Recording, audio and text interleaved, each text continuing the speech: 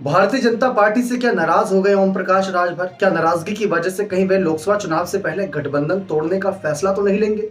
दरअसल ये सारी बातें आज इस वजह से उठ रही हैं क्योंकि ओम प्रकाश राजभर को लेकर काफी लंबे वक्त से दावा किया जा रहा है कि उनको जल्द ही बीजेपी यानी एनडीए में इनको मंत्री पद दिया जाएगा योगी सरकार के।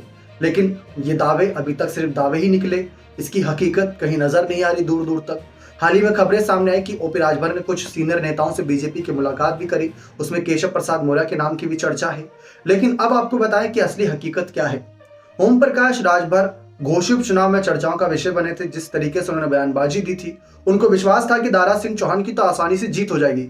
लेकिन अखिलेश ने खुद वहां पर जिम्मेदारी संभाली और सपा के लिए प्रचार प्रसार किया, तमाम अपने स्टार प्रचारकों को उतारा, चाचा शिवपाल को तो लगाए रखा दिन रात।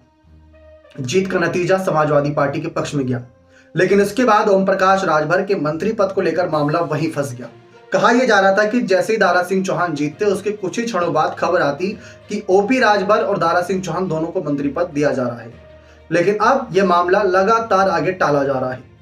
लेकिन बीजेपी भी अपनी सियासी रणनीति, सियासी पिच तैयार कर रही है और उसमें हो सकता है ये कंफ्यूजन हो कि आखिर ओपी राजभर को कौन से नंबर पर बैटिंग के लिए भेजा जाए, क्योंकि ओम प्रकाश राजभर लोकसभा चुनाव में बीजेपी के लिए यानी एनडीए दल के लिए कितना असरदार साबित होंगे, ये भी तो भापना जरूरी था।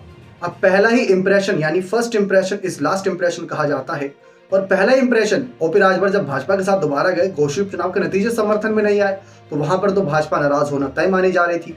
लेकिन अब राजभर का काफी मजाक बना। विधानसभा में सबके सामने खड़े होकर चाचा शिवपाल ने खुद कहा कि राजभर जी को जल्दी मंत्री बना दीजिएगा, वरना कल को वे फिर से हमारे साथ आ जाएंगे। और खुद योगी आदित्यनाथ उस पर ठाके लेकर हंस रहे थे। फिर इसके बाद राजभर की उपहास तब बना जब घोषित चुनाव हार गए।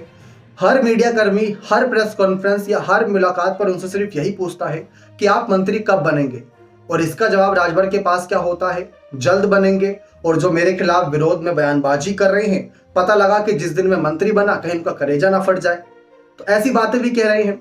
यानी तारीख का अता पता किसी को नहीं है। लेकिन अब खबरें सामने आ रही हैं कि दिसंबर के शुरुआत में या दिसंबर के अंत में जल्द ही योगी सरकार का कैबिनेट विस्तार होगा, मंत्री पद उनको मिलेगा। लेकिन कौन सा मंत्री पद मिलेगा, और मिलेगा भी या नहीं मिलेगा, या शर्तों के आधार पर मिलेगा, ये सब भी चर्चा का विषय है। इसी वजह से राजभर भी कहीं ना कहीं उन्होंने हाल ही में एक बयान दिया कि वे तमाम विरोधी नेताओं के भी संपर्क में रहते हैं।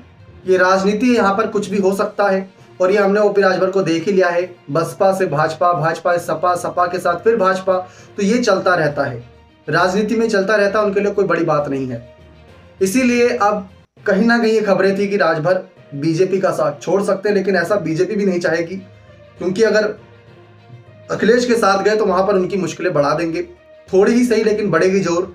और ऐसे में एनडीए एक भी कदम गलत नहीं लेना चाहेगा। इसलिए सोच विचार किया जा रहा है। 3 दिसंबर को 5 राज्यों के विधानसभा चुनाव के नतीजे सामने आएंगे। हो सकता है उसके बाद ही बीजेपी कोई बड़ा फैसला उत्तर प्रदेश की सियासी रणनीति में ले, ताकि उसका फायदा लोकसभा चुनाव में भी उनको मिलता नजर आए। बाकी खबरें थी कि अगर कल को भाजपा से साथ छूटेगा तो हो सकता है कि सपा के साथ फिर से जाए, लेकिन ये सिर्फ कहीं ना कहीं कयास ही हो सकते हैं। बयानबाजों को देखते हुए ऐसी हकीकत तो नहीं कही जा सकती। बने रहे चैनल के साथ। बहुत बहुत धन्यवाद।